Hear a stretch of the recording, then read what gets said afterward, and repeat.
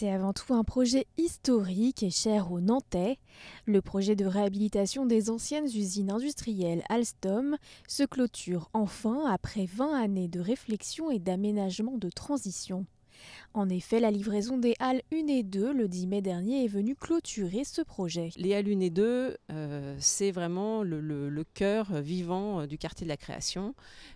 C'est un lieu dédié aux entrepreneurs, à toutes leurs étapes du projet.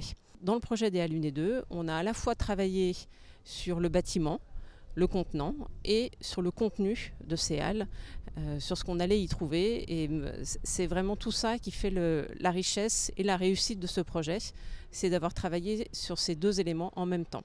Les bureaux de la Samoa sont en partie installés dans ces halles 1D. L'équipe du pôle de développement économique y est installée et vit avec les entreprises que nous hébergeons pour être vraiment au cœur du système. Le projet des halles 1 et 2, qui a duré presque 5 ans, s'est concentré sur 2 nefs d'environ 100 mètres de long par 20 mètres de large chacune. Les architectes en charge du projet ont pris le parti de conserver la charpente comme un exosquelette et de le laisser visible à l'extérieur du bâtiment. Au final, on a un bâtiment qui a un grand toit unificateur et qui abrite 5 entités programmatiques distinctes qui peuvent fonctionner de manière indépendante mais aussi de manière coercitive. On a un grand atelier Fab Lab avec des espaces de laboratoire associés. On a une Design Lab avec des ateliers de créativité.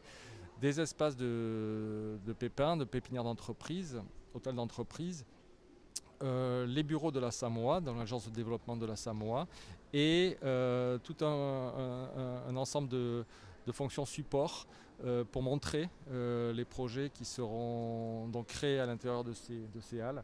Donc on a une salle d'exposition de 300 mètres carrés, des espaces de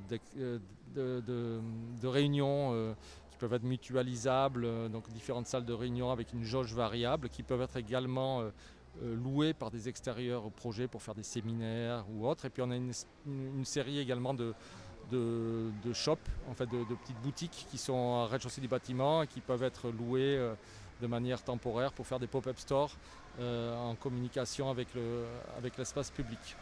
Ces halles, dont la reconfiguration globale a été assurée par l'architecte Franklin Azy, abritent également depuis 2017 l'école des Beaux-Arts de Nantes-Saint-Nazaire. Il s'agit de la première livraison du site. La mission qu'on a eue à l'agence était de réhabiliter tout l'ancien site Alstom, qui était composé de halles de la fin du siècle dernier, et de les recomposer avec leurs nouveaux usages, avec un programme qui n'était pas industriel, mais avec une école des beaux-arts, avec une cantine numérique, avec un lieu de coworking. Et notre travail d'urbanisme a été finalement de garder les squelettes des bâtiments existants, les conserver. Il faut comprendre que les Nantais, il y a un Nantais sur 4 qui a travaillé dans ces halles, donc il y a une charge, disons, sentimentale et historique très importante. Donc notre projet était de préserver au maximum l'ensemble des halles et de leur redonner une vie en apportant de la lumière, en simplifiant les matériaux et permettre ainsi de transformer de manière durable et pérenne le site Alstom. Aujourd'hui, l'espace est donc constitué de 5 morceaux différents. L'école des Beaux-Arts, la halle 6 Ouest occupée par l'Université de Nantes, la halle 6 Est qui est un hôtel d'entreprise dédié à la French Tech, la Food Hall et les halles 1 et 2.